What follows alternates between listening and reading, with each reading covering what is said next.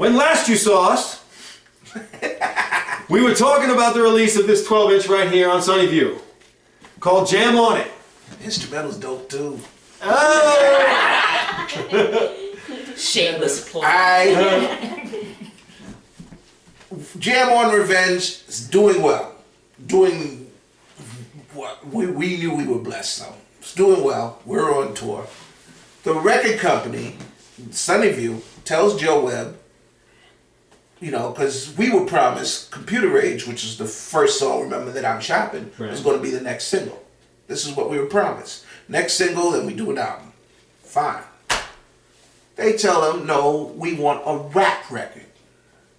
Now, I tried to tell him Jam On's Revenge was anti-rap. You know, it made fun of rap. You know, you know, we're not rappers, we're DJs. No, we want a rap record. This is what we want. So I said, okay. So I said, we'll give them a rap record because they promised, okay, and then we'll do Computer Age. So, all right. So how long does it take you to become an MC? Well, back in the 70s, you know, though I was a DJ, I'd get on the mic and rap. I had my own rhymes that I used to say. I didn't have a bunch of them. You know, I didn't have big, thick rhyme books. Okay. I had a little rhyme book. You know, but I had raps that I would say, get on there, and I figured I was pretty damn good. You know, because I was always the kind of person, I believe I could do anything anybody else could do, you know. So, you know, and, you know, nobody ever booed me off. Yeah, we all had to do that. Yeah. I mean, I had to rap. Yep, she rapped, you know, she DJ'd too. Yeah, so it's like everybody rapped back then. You know, everybody DJ'd back then. You were in a crew, you better do something besides carry a crate. Right. So, yeah. So, you know, I said, okay, that's what they want, fine. So, put together a beat. You know, I was influenced by Release Yourself, the Aleems. Okay. You know, but Release. yeah, I love that. Yourself. But the bass line that I wanted, one of the funkiest records that was out there was Situation. Yes. Oh yeah. Yeah. Move out. Yep. Yeah, I loved it. So I said, let me taste this. So I took the idea of that, threw something together. Took me about 45 minutes. Beat, bass, took the 303, you know, because wanted something to go on with it. And just Boom. you Boom. know, Boom. no, boom. No, not yet. No. The bass line on that record was the Sequential Circuits Pro 1. Oh. But that bass line came from it didn't come from, but I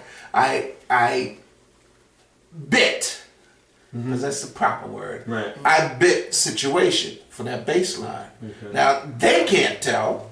You can't tell because I know how to bite, you know. But but yeah, but the that's the 303. You know what I do?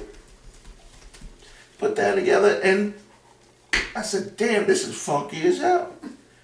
Grab my old rhyme book, rhymes that I've been saying since 1977, put them in a song form, and said, okay, Chili B, you know, you need you to throw a verse in there. He sat with it for a couple of days and said he couldn't come up with anything. So I wrote new rhymes for him. So I ended up with a bunch of old 77, 78, 79 rhymes. Matter of fact, if you listen to the stuff on the Jam On Production site, the Freak City Rapping, remember the first thing I told you? You'll hear a lot of Jam On It rhymes in that. Okay. And that's 1980. You know, and new rhymes for Chili B, put it together, and took it in the studio. And what'd they say when they heard it? Joe Webb heard it and didn't like it.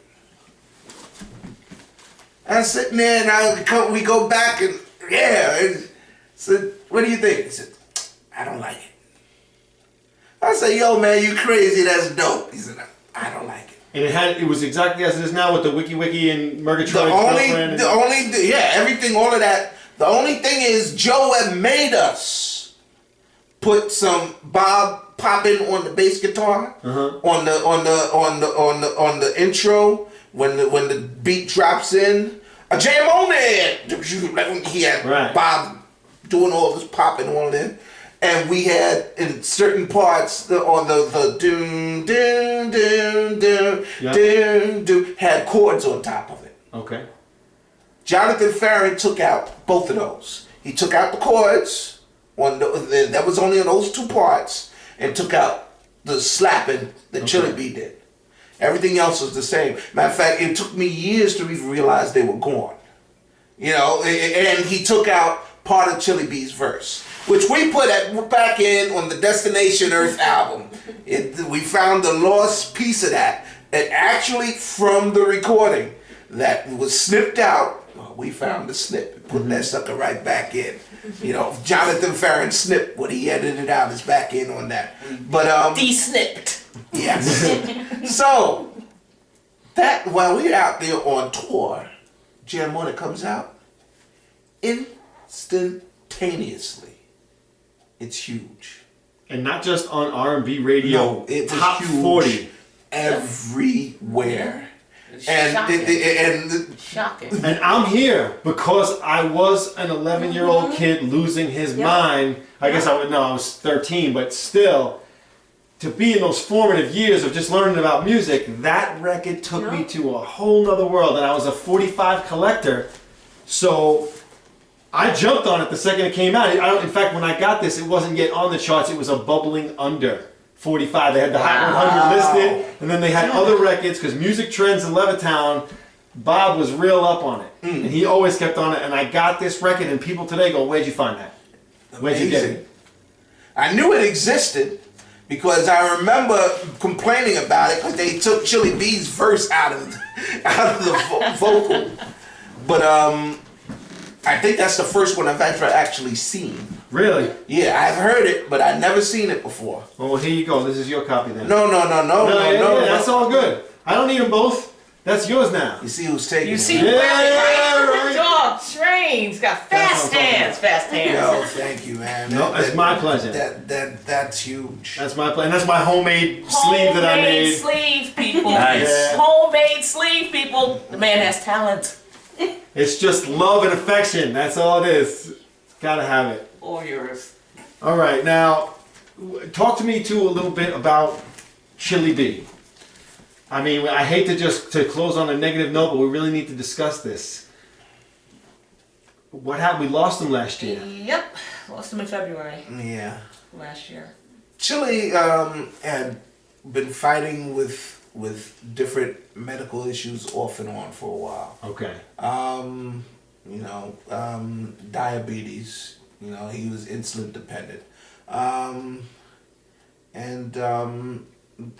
He got to the point that his kidney was, what's the term? I forget the term, but he had to be dialyzed. Okay. Dialyzed. So, you know, and it's really sad because the last gig that we did with him, you know, because the gigs dried up the last couple of years.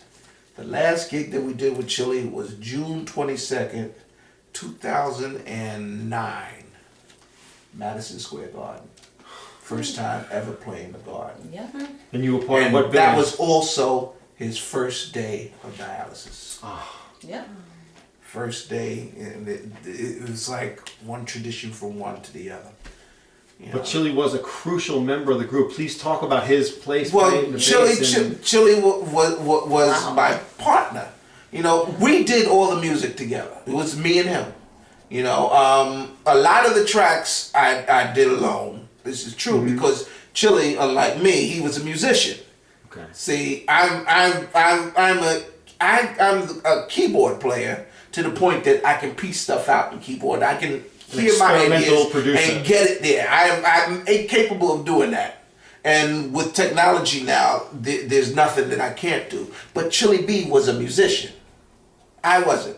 So he actually played in other bands. So while we were doing Positive Messenger, a lot of the songs, he was working in other bands that I was sometimes a part of, and I wasn't good enough, and they kicked me out. Yeah. if you look on early albums, you see the names Edgar Shaw and Tony Barnett. Okay. They're two guitarists, dope guitarists. I'm still trying to get them to put stuff together. And there's some sequence stuff that I produced. Whenever you heard a guitar, it was Tony on it. These guys were amazing guitarists, but they had a couple of bands, reggae bands and funk bands that we played in, and I was always Edgar would always fire me. I think it's because we're both Leos, so Was Chili the anchor of the live show? Chili was being a musician. Well, Chili was the bass player of all those bands. But no, the shows that they get us now, and it hurts my heart, that because sometimes I read the comments, especially when we do Computer Age. They don't pay for live bands anymore. So for the equipment, what we need to do to go live, nobody wants to pay. We were lucky enough, Lady E and I, a few years back, went to Amsterdam and they actually wanted us to play live. Mm-hmm. So we bought another keyboard player and a drummer. Okay. And we did hour 45 minutes. 45 minutes. We would dance. All live set. Oh man, all live great. set. That was great. So but for Newcleus, for the most part, all they're willing to pay for now is you to come in there with your laptop. Yeah. And so that's what we do, because we gotta make a living, and we don't even get that many gigs because there's 3 of us. As a matter of fact, there was 4 of us, with Chili. Now there's 3 of us, and it's hard to get gigs because they don't want to pay for the flights, and they don't want to pay, and we're not gonna go out there and do it for a couple of $100, So but it is what it is. But no, the last gig was, matter of fact, that promoter, though I can't call him cheap because he was paying as much as anybody else. But he had all these acts on the show. It was an electro show. So they would only let us do Jam on It and only 5 minutes of it. And it was all on CD. We didn't, not even a laptop. So we just, doing an instrumental. We always did our vocals live. We didn't care. Okay. So it was live vocals. But can we get Lady E to give us some of that live? Da, da, da, da, da. They want to hear that. They do. Do I need to do it now? Yeah. Say, don't you hear the sound? Jam on's getting down.